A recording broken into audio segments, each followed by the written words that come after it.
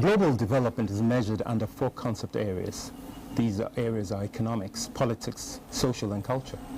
For most people, the dynamics that draw us together around the globe must not alienate our identity and culture, irrespective of those variances that draw us closer. The stories we tell as Africans and our place in global development seems, however, to be drifting apart. We appear to be embracing globalization at the expense of our identity and culture. Tonight on Talking Point, we examine how and why it seems that our efforts to be accepted as a major player globally is changing our outlook on life and burning the bridges of our heritage. My guest on Talking Point tonight, from my immediate left, is Professor Akosua Adomako Ampofo, who is the Vice President of the African Studies Association of Africa and also a lecturer at the Institute of African Studies. Good evening, madam. Good evening. Next to her is Dr. Onoma, who is the Head of Research Council for the Development of Social Science Research in Africa, CODESRIA, I think it is.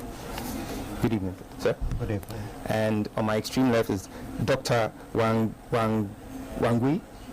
Okay. Dr. Wangui Goro is an independent scholar and a member of the African Studies Association. Okay, wow, there's a lot to talk about, and I'll start from the conference that you just had, and we'll go into other areas. Dr. Adomako Ampofo, if you can tell us briefly what this whole conference was about, and why now? Well, the Association of African Studies of Africa was formed 4 years ago when the Institute of African Studies at Legon was celebrating its 50th anniversary. So we're 4 years old. We had a conference in Ibadan in 2015, and this is our second proper conference, if you like. So the association is celebrating in a way, and we had agreed when it was formed that we would meet every other year to discuss the issues that are important for the continent, particularly as scholars within the academy, but also independent scholars outside the academy, whether they are in NGO, they're in civil society, whatever it is that they are doing. So we met this past 3-4 days on Legon campus to deliberate about the issues that are important to this association. Okay, that was not the question I wanted to ask. I just wanted to know about the conference a bit. I want to ask about globalization in general. Some have said that it's just another ideology for Western practices and politics to take place or supersede everything else. Is that the case? And if that is the case, why are we not as Africans changing the status quo of what globalization is perceived to mean? You know, people have been global citizens since, I guess, the beginning of time. People move. When we talk about global, it's about a large space and each of us within that space and moving. I think that the issue of globalization has come to the fore currently because of the negative impact it has for us on the continent in many ways. But I don't think that globalization is it doesn't have only negative impact. So for example, you can think about the way the internet allows us to operate.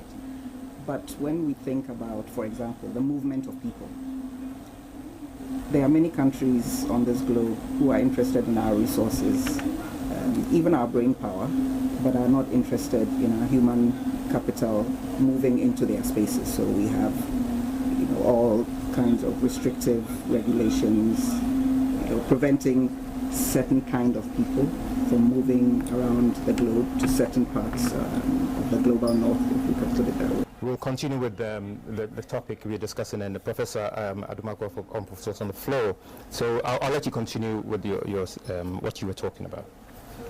So the point I was trying to make, the sentiments I hope that I am conveying are that globalization has a negative connotation or a negative flavor, if you like, for us, because we don't see ourselves being recognized as equal players in this so-called globe.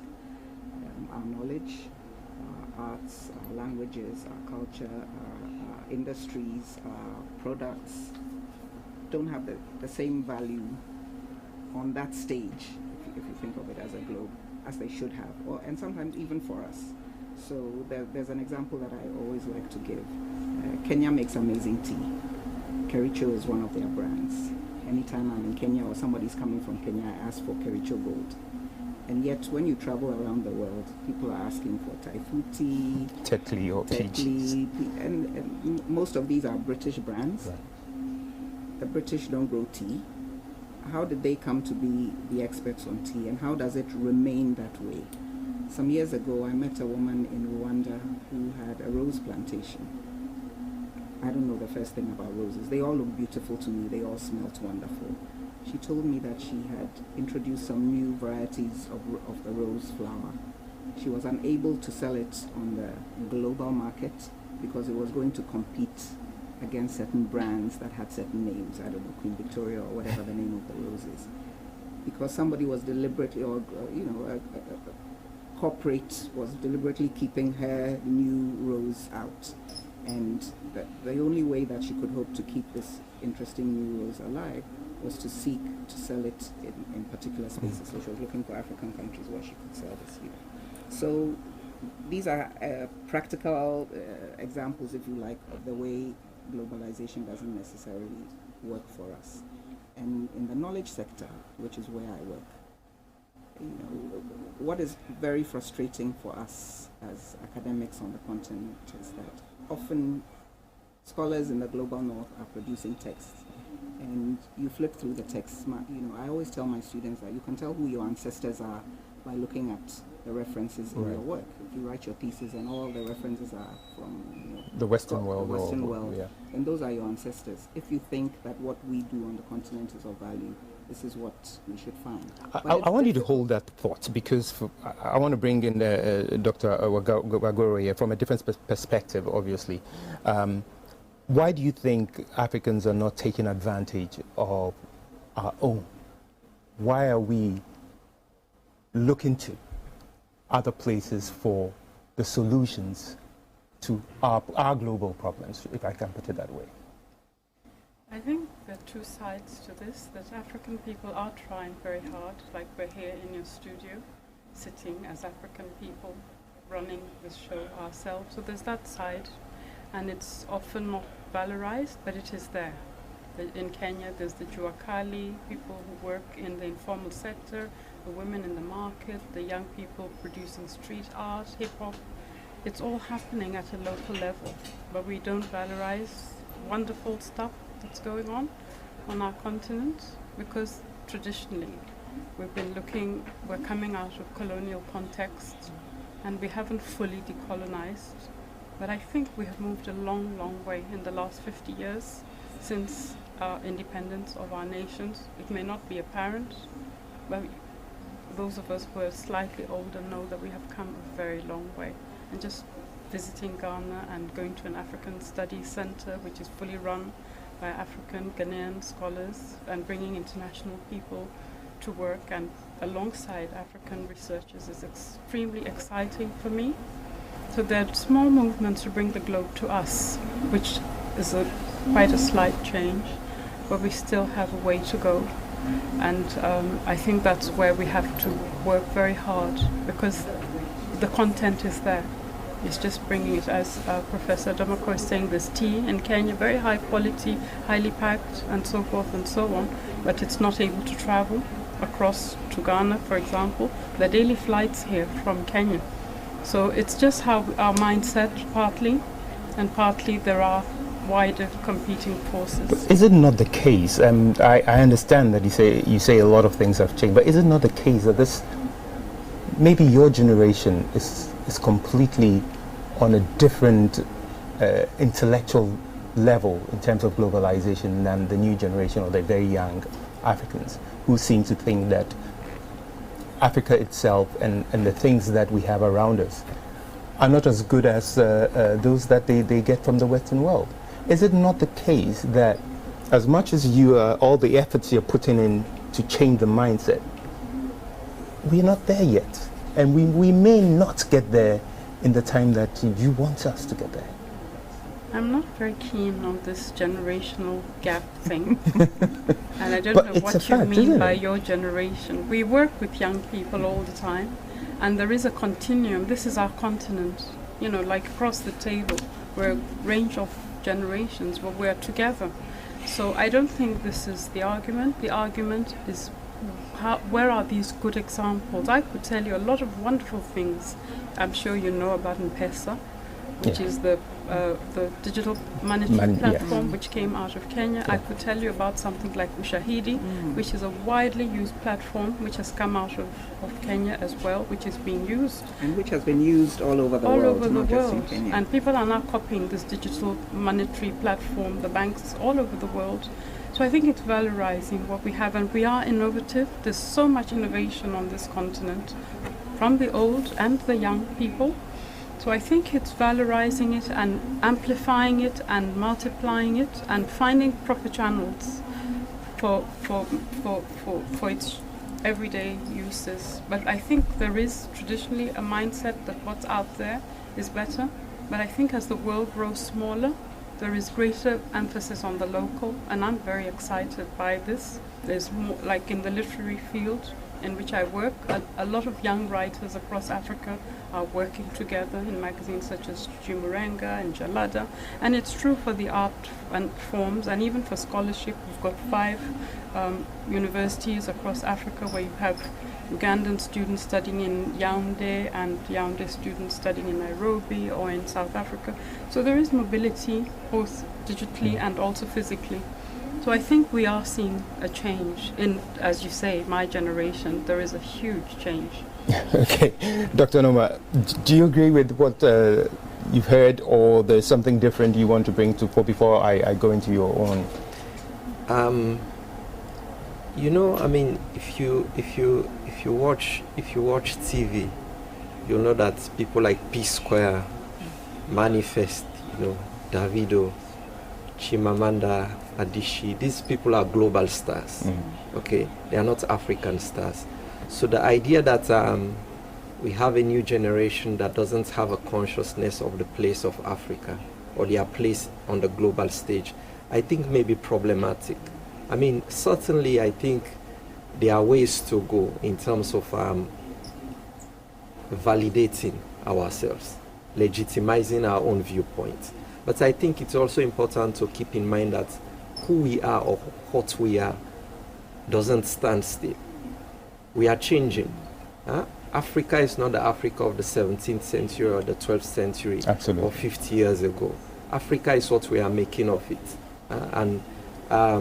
I mean, we are an open people, and I think that is good, because in the end, it is mixture that generates progress. Wherever you look at development, it's the ability to borrow, to use what you have, to mix it and create new things.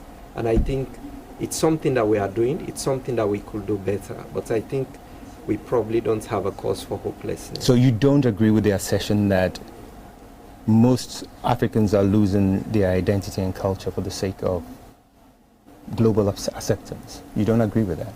Africans cannot lose their identity and culture, because what is the culture? It's the way of life of a people. That's the culture. You don't agree that the way of life of Africans has changed considerably over the years? You don't agree with that? I agree. Of course it is changing. Now, I think you are probably referring to the customs, which are the aspects of culture that are passed on from generation to generation. And we can see change. But I think there are 2 things to note. One is that change is inevitable. The second thing is the question of value. What sort of change should we appreciate? It is true that there are certain aspects of change that are extremely problematic. You know, you can take the example of skin bleaching, for example, which is quite common in certain countries. That's extremely problematic from a health perspective, from all sorts of perspectives. But like I said, I don't really believe there is a cause for hopelessness in this generation, because we may not have a Kwame Nkrumah, we may not have an Akosua, but we do have a Davido, we do have a Chimamanda Ngozi Adichie, we do have people that are trying to make the case for Africa on a global stage. I think there is a need for us to connect generations, and so that's why a conference like what was held is extremely important, because you have multiple generations of Africans coming from various parts of the continent speaking. And I think it is through that sort of exchange that we can move forward.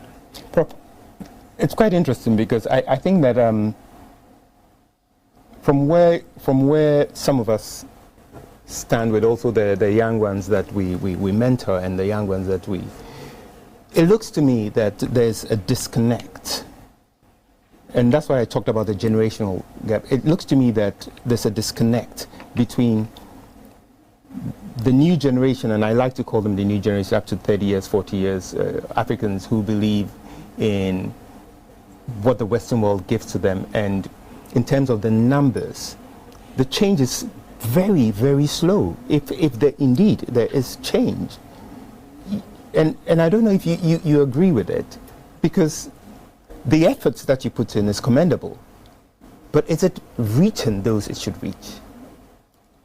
I think like my colleagues here, I don't feel hopeless. I mean, there are many moments when I'm frustrated, but I come into contact personally, and I know you do too, with too many young people who, or let me say enough young people who are doing things. Right. Too many, too is already a bad word. So let me say enough young people who are doing things, and not necessarily in the academy or in so-called the formal sector, but as Dr. Wagoro indicated, and I think Atu also spoke to that, in popular culture particularly, there's so much that is going on that you can see there's a generation who, if you like, have decided they are not waiting for politicians, they are not waiting for pastors and bishops, they are not waiting for parents and grandparents who don't get it, and are flowing with people who are interested in what will make Africa a space that is viable for them. So in as much as we can think of examples like skin bleaching or appearances that seem to mimic appearances of people living in or from cultures that are not our own, there are also enough examples of the contrary, where young people are doing things with language, with theater, with music, with writing, even with science. Because of social media, these things fly through our phones every day, and you see a young child in northern Ghana who's created something from scrap metal. That is technology, and you're wondering, did this child go to a science class? You look at the poverty that you see, and you're thinking probably not, but he's put it together somehow. So those examples are there. I will acknowledge that I feel frustrated, particularly with leadership, when, for example, in my own field, we've tried to write textbooks that we think are more appropriate for our context, and the publisher cannot get the Ministry of Education to support this book, and then you hear rumors that somebody else's book has been accepted because they made a payment to somebody. So those kinds of frustrations where you're like, not to claim that a particular textbook is necessarily better, but you see the text, and you see not only is it missing elements that are relevant for our reality, but even the quality of the language, the editing is problematic. I've seen a textbook where some of the wording suggests the positive benefits of slavery, and I'm thinking, can slavery have any positive benefits? There may have been outcomes of encounters with other societies that have eventually led to something that is beneficial. But you cannot construct something like slavery as positive. But don't you think, before I come to Dr. Wagoro, don't you think that we seem to be bosom grabbing globalization in the form that it is without interrogating it as Africans? So you have to ask who's doing the grabbing.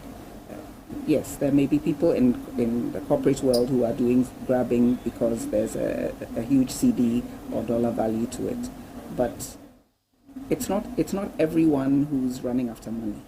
There are people who are genuinely interested in cultivating what they are familiar with, what they think is relevant to our everyday life. And I hope that Wangui will speak to the issue of language, because that's her forte. And for me, I mean, my own strength in local languages is not where it should be. But I didn't have the opportunity to learn it in school as I should. I use a Bible app now. I read it in English and I read it in Tree, and then it helps me to improve my Tree. But how can we, as a people, not privilege language, for example? And those are the areas of frustration, because we say in school that if you don't pass science and math, you can't progress. Why should it not be obligatory for everybody to learn not just one, but maybe a second African language?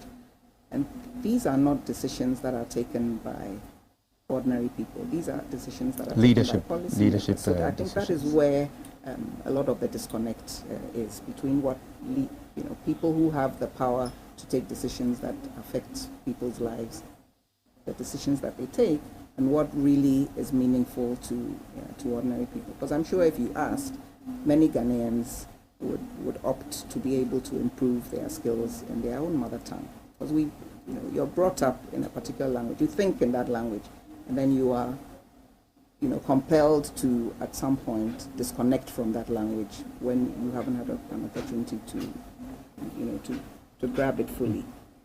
The challenges we face, Dr. Bogoro, is it? Do you have the same challenges, for example, in Kenya as we have in Africa when it comes to the very things we're talking about? Is it the same in Morocco, for example, or the same in South Africa, for example? Or the challenges we have in terms of global politics and culture are in silos around the country, and so it's difficult because as a people, we are not united enough as Africans to deal with the issues of Africa. Yes, we have regional disparities, it's true, and historical disparities. We're Francophone, Lusophone, Anglophone, etc.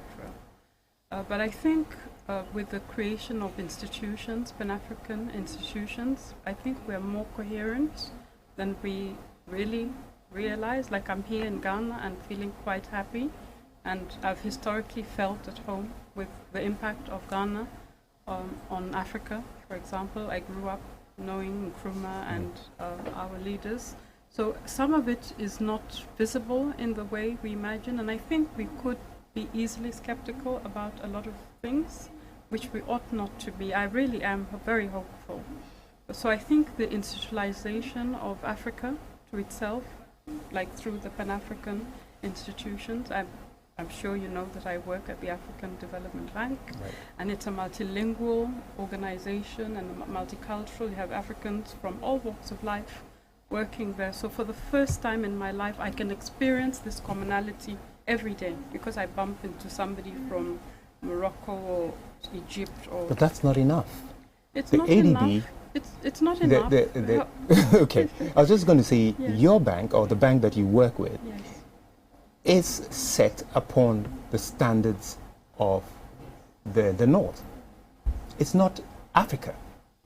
The policies, the methods are not African. I was just going to say socially, because we don't live collectively in that fashion. I was just giving an example of the social environment of Africans, a large number of Africans working together. It's a very rare experience, and unless you're in it, then you would not know this experience that and I think the African Union is probably the only other institution.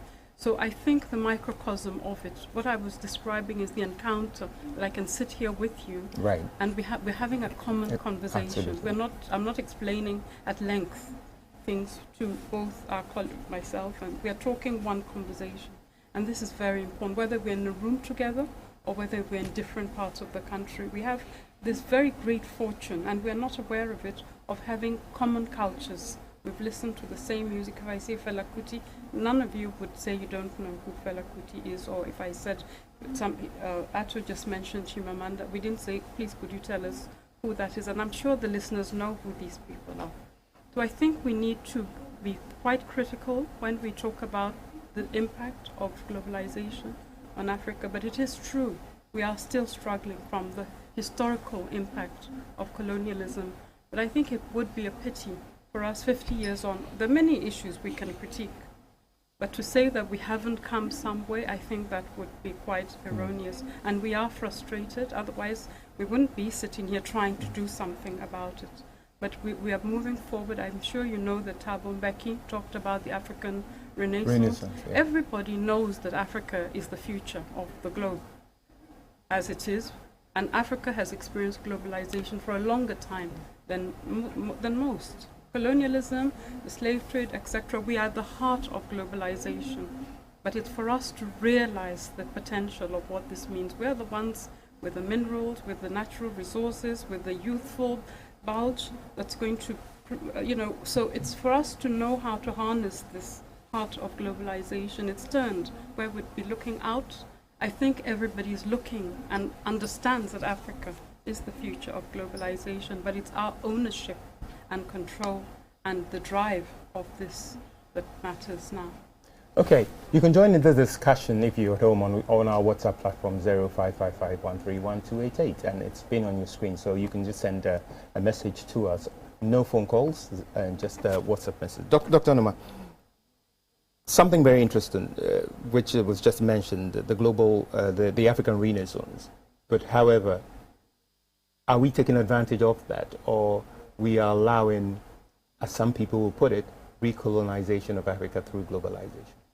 Can you restate the question? What I mean is that the African Renaissance is well known. It's been said, we've spoken about it. But is that the case for us? Are we taking advantage of that? Or we are allowing recolonization of Africa through globalization? The concept of the African Renaissance is itself a contested one.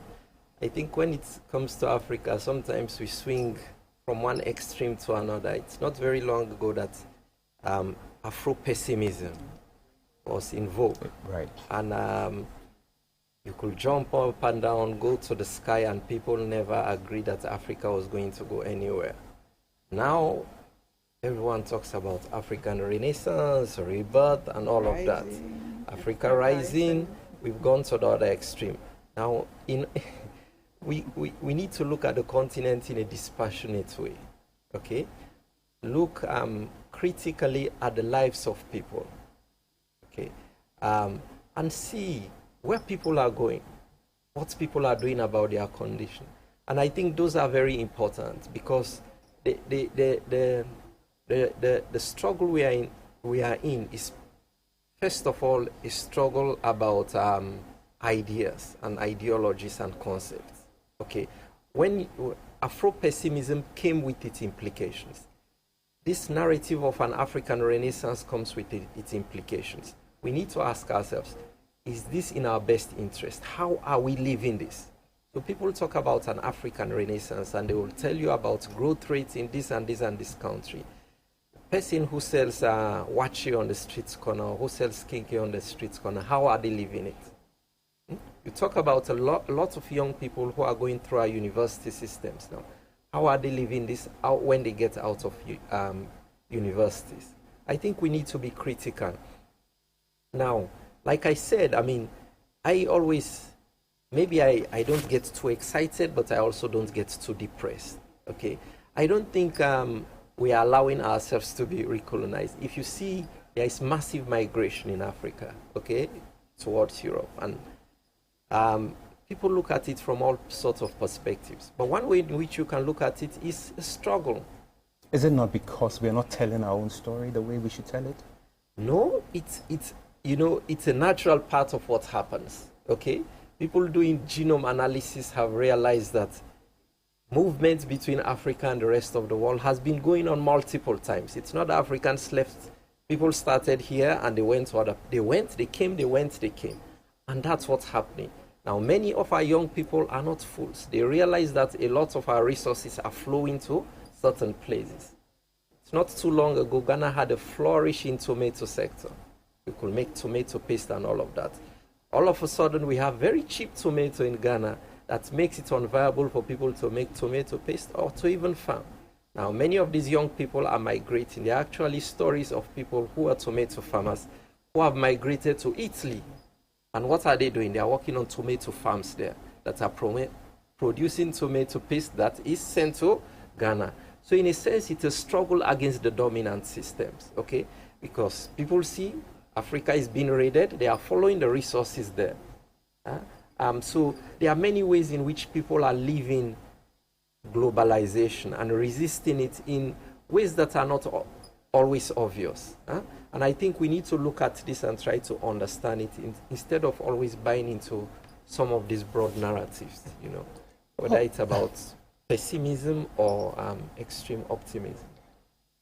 Dr. Wangui, the reason why I asked about whether we are telling our own stories is because one of the major challenges we have as Africa is the narrative that the world gives us, rather than what we give the world. How do we change that? It doesn't look like we are telling the story the way we should. I've lived outside the continent, and I've lived on the continent, and I don't share your view. As we've mentioned here, writers like Chimamanda Ngozi Adichie, I could mention Binyavanga Wainaina. These are global, local names, and they claim themselves to be Africans. On a global platform, there are writers like Ngugi wa Thiong'o, who's been nominated several times for the Nobel Prize, and their voices, Wole Soyinka, Nobel Prize winner, etc. So these voices are out there, and we're intervening on our own behalf. It's not like before, where we didn't have a voice. Technology, social media, there are other spaces, blogs. So like I know when we've had problems in Kenya in the past with elections, for example, it was social media where people mobilized, and they're taking and recording local stories and providing another narrative. So when the Western media, for example, put out a meta-narrative about ethnicity, people said, hang on, this is about democracy and contestation at a local level. It's not about that. And then they had to come down and apologize. Recently, you've seen with the recent election monitoring in Kenya, the monitors have had to climb down because people said no. And the Kenyans went to court, for example, and a judgment was made which forced international community to say maybe we got it wrong. So these are contested spaces. There are more players. The fact that people have mobile phones, they have digital access in rural areas, people are on a more even keel. So the narrative has changed? I think it's changed. My grandmother, my mother have mobile phones, and they can speak and access other alternative sources.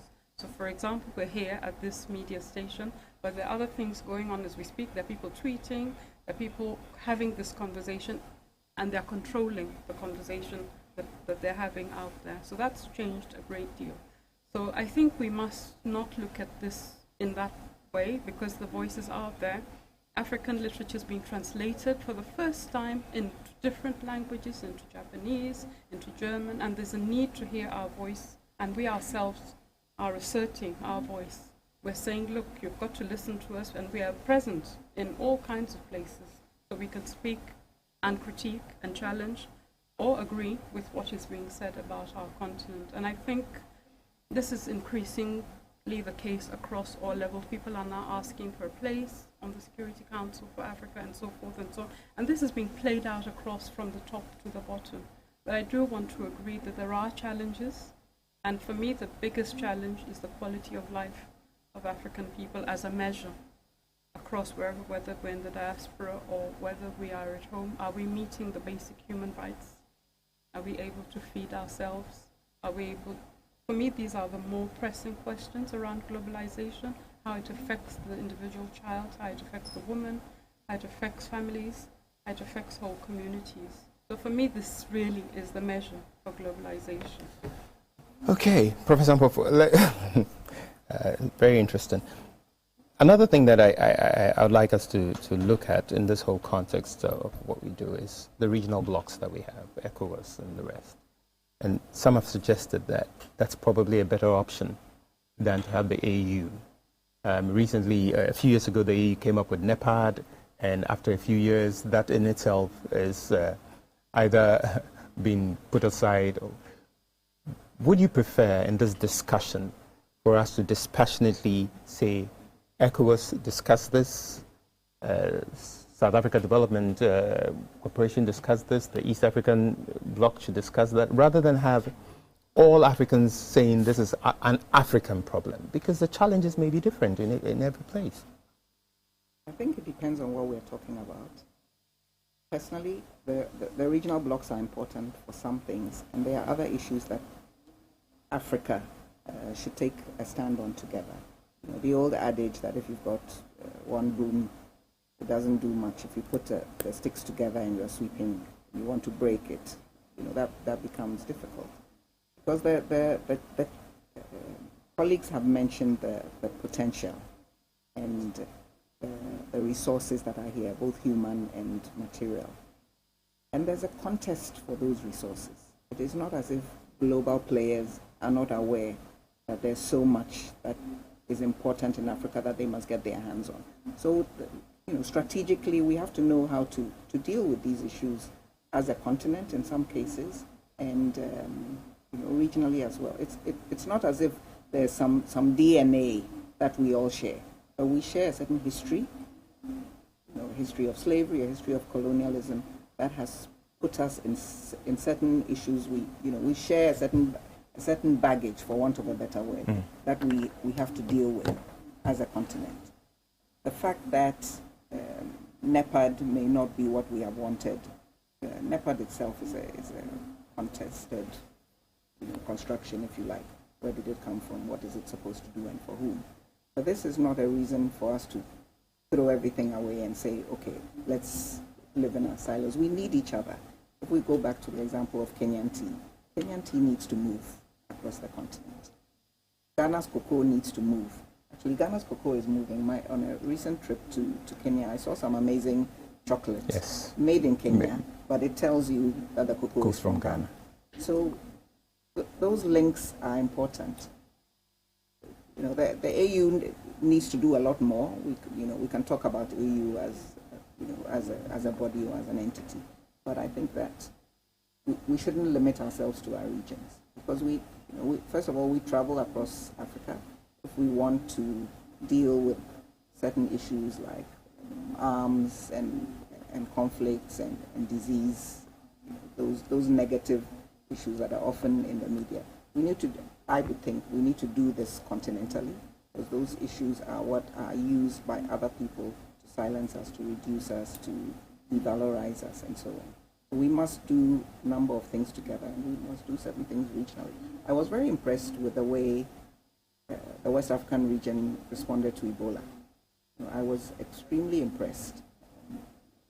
This was a very serious disease affecting some countries that had been ravaged by war, and yet somehow we were able to bring Ebola. But that's a great example you've just given.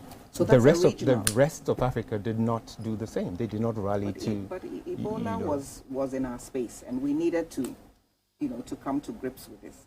This doesn't negate the fact that if we're dealing with, let's say, dumping of waste from the global north, it's something that we need to do as a continent, not think of it just in our regional spaces. If we want to think about the ways in which countries from the global north are dealing with mining on the continent, this is something that we cannot do in our regional pockets. We need to do it, I think, continentally, because the same tools are being used to exploit those resources, whether you're dealing with Mozambique or Angola or Guinea or Ghana. So how is the African Studies Association of Africa making or creating channels for this discourse to permeate through Africa in terms of the leaders knowing what you're doing, or it's a gathering of intellectuals who have certain ideologies that they want to talk. Well, I don't want to say it that way, because we've seen these things happen before, where over the years a lot of these things happen, yet all the resolutions that are passed and all of those things don't get anywhere. What's different? First of all, this association is 4 years old. There's a very important place for knowledge and experience exchange, for bringing different generations together. The association creates that platform. It will be difficult to draw a direct correlation between what we do within the association, or even during a conference, and policy change in Nigeria or Kenya or Sierra Leone or wherever. However, if we're having that discourse continentally, because we haven't had such an association. There are associations of African studies that are scattered around the world, and we go to them. I've been going to some of them for over 20 years. But it's important for us to have our own space, to discuss, to lead the discussion. If I go to an association meeting in Canada or in New York or Chicago or Berlin or wherever, another group of people are leading the discourse. So the first thing that this association does is to lead the discourse, to bring us to the table to have those conversations. And I want to believe that most of us are not just academics, that we are activists in our own spaces. I see the classroom as an activist space.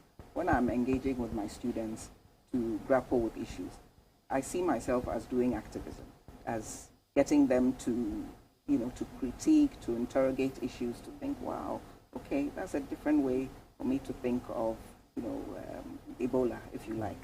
How about if I think of development not just in how many people have gone to school, but also how many people are communicating with others in their own language. Who decides the development indicators? Can we develop indicators for ourselves?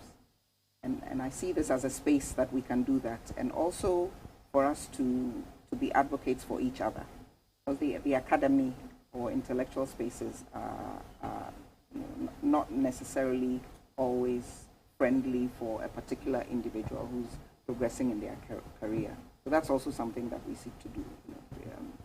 I know people whose work has been critiqued as not being academic enough, and it stymies their progress within the academy. We have to say, we have to use our standards. We have to develop standards if they aren't there. This is the way that we should look at this issue, in an African space. So I don't see it as a mere talk shop. And from the conference that we just had, and the conversations that I personally had, not just the sessions where someone presents a paper, but you're networking, you're having lunch, you're talking to someone, you meet a young person, and you're just amazed not only at the work they do, but the perspectives they have. And that's what I think, that's the the hopefulness that we feel, that these people are out there. Their names may not be on the front pages, but they are doing their work quietly. I was going to ask Dr. Onoma about the fact that a lot of research work has been done over many, many years. In most of these universities, we find the research work stuck in some basement somewhere of a library. And these are research work that can change the continent. Yet we don't appreciate the work that is done.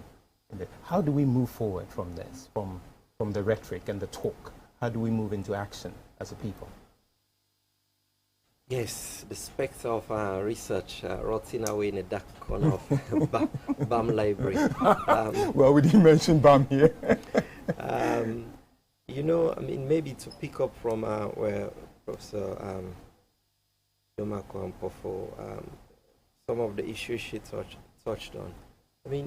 Look at the governments of Ghana now. I'll bet you there are a few of them that have first degrees. There are many, almost everyone has a first degree. There are many that have master's degrees. Right.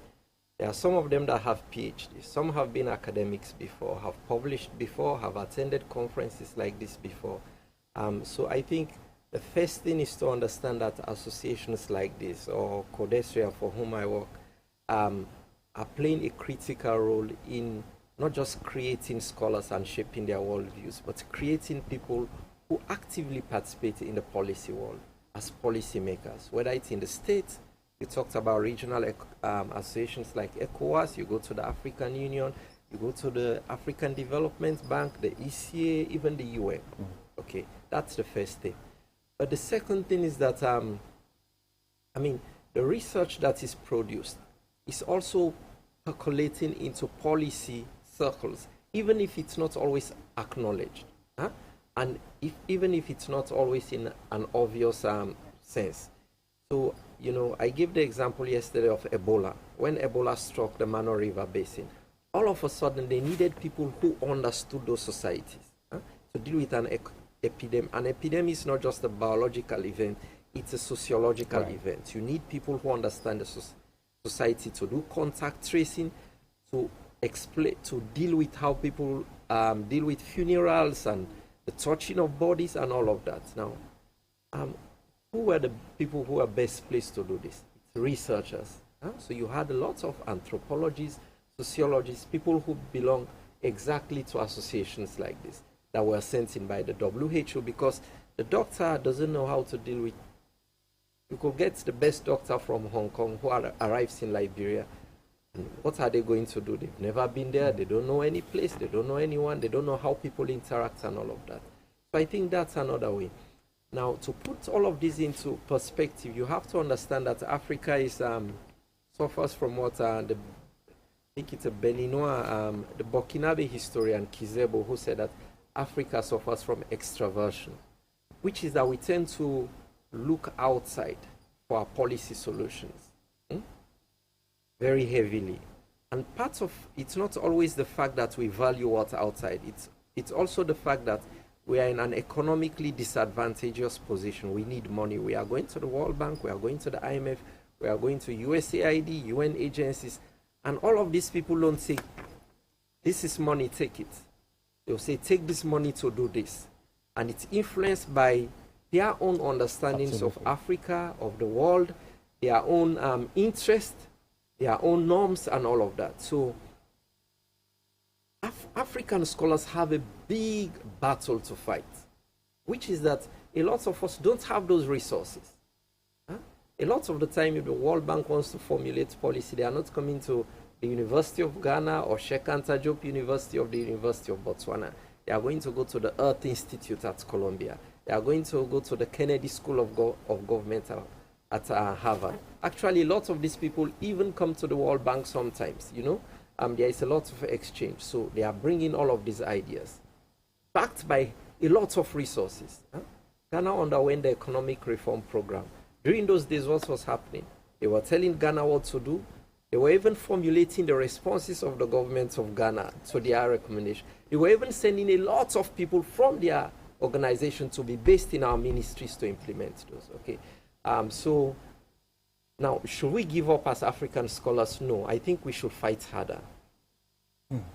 Interesting. Dr. Wagara, your final submissions. Yes, there's a lot of knowledge and information out there. I think we need to come to grips with it.